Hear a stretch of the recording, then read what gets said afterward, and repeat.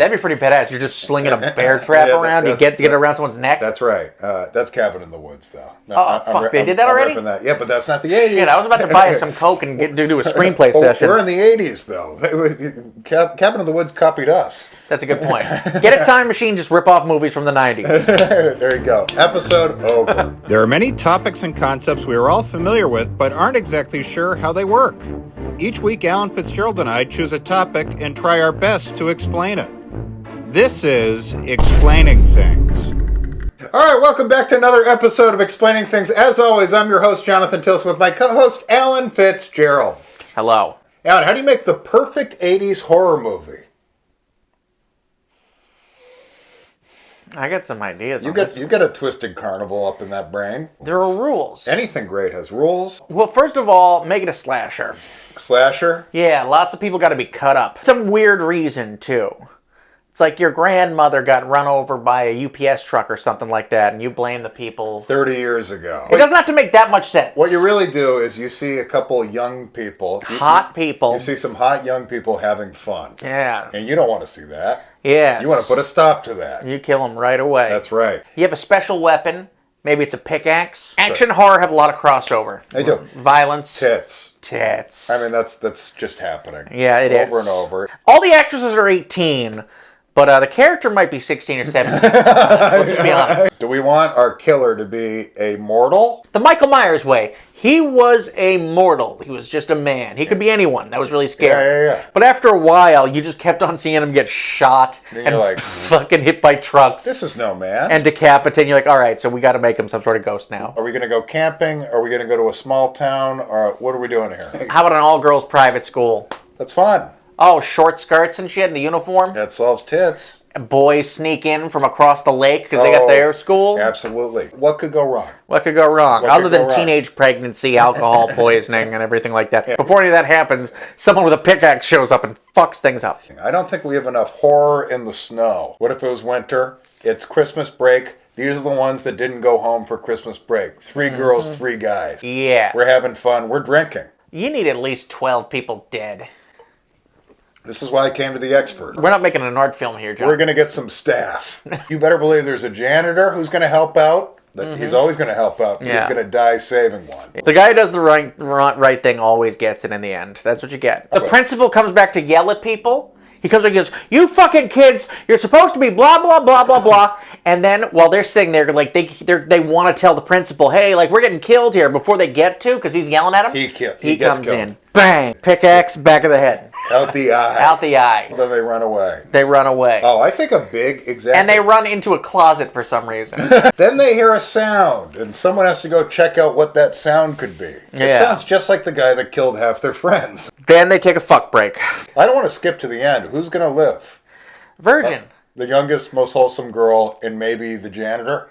Yeah, there's certain people who it's not going to be. It's not going to be the slut. It's not going to be the black guy. We know that. Well, the janitor's black. Yeah, and he gets it. He gets it bad. And before anyone says this is racist, this is the 80s, and those are unfortunately the rules. Those are the rules. This isn't a 2022 horror film. Where the black guy switches his gender and saves everyone. All I needed was to be my true self. Also, there's got to be an old man warning people. Like, hey... A caretaker. Yeah. That old guy who knows something that no one else does, yet for some reason he still stays in that town. We need a professor who, let's say his wife died. Okay, so he doesn't have a reason to go home either. But he stays there because he knows what's coming. And he calls people all the time. They tell him he's crazy. Only he ain't crazy. He studies the mind of serial killers, screaming the whole time, "Those sexy teenagers are gonna die!" And no one's listening to him. Like, yeah, whatever, dude. Whatever, Gramps. Go back to your dead wife. The movie starts on the last day of class before Christmas break. Also, for some reason, I want to see someone dressed as Santa beat to death with a giant candy cane. I think if someone's dressed as Santa, it's the 4 guys and the 4 girls having a fuckfest party where they're drinking and one guy's dressed as Santa. 4 guys again. We have to up those numbers. This is the 80s. 5 and 5, and then the rest are staff. Let's go 7 and 7. Just the rest are staff. Okay, that's only 14 titties. I just want you to know that he's an irresponsible lack of titties. We like a twist. We always like a twist. What if the professor, it's his son that's the killer? We do like a twist. Well, I think there's a point where he could kill his son to save them, but he can't kill his son, and then his son kills him. I was about to say, yeah, that's not much of a hero. You let 8 people die until you finally put an end to your fucking murderous pickaxe son. Okay. Get rid of the twist. Back to Tits and Murder. That's the name of the movie, by the way. Tits and Murder. It's the winter, too, so you could have someone drowning on a frozen lake. That's always good. Great scene. Great scene They is the run guy chasing him out to the frozen lake. Mm-hmm. And right when you think he's about to murder her, she goes under. Gore, nudity, drugs, smoking cigarettes when they shouldn't be. You have so much fun stuff you can do inside the boarding school. You can have a kitchen scene. You can have a fucking janitor closet scene, a classroom scene where someone's hiding. An auditorium scene? Absolutely. So does our killer die?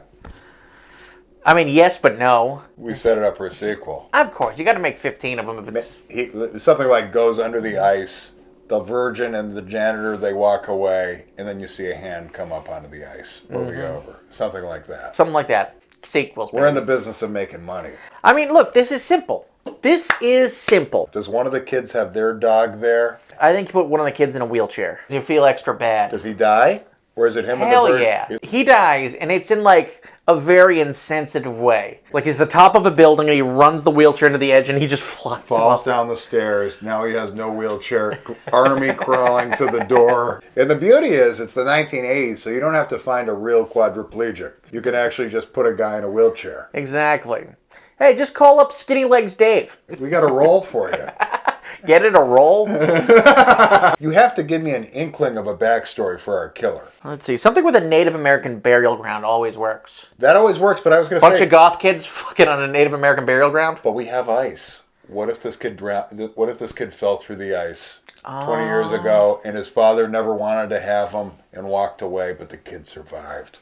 Or the Pee Wee hockey coach was just like, he doesn't play defense. But the professor is his father. The professor walks away. The professor's like, Junior, I thought you were dead. Mm-hmm. Pickaxe through the eye. Plus tits. That's the most important part. Tits and blood. We're actually just making a snuff film. Next week, how to make a snuff film. How to sell your snuff film to cans. And if you do all that, you're going to have a great 80s horror film, okay? Snow, virgin, killer, pickaxe, bunch of people in a dorm. That's fun. Yes. All right. And you know what? It usually just starts with cocaine and Jews in a room. But not this time. All right, guys. That's all we got. I'm Jonathan Tilson. Alan Fitzgerald. Bye, guys.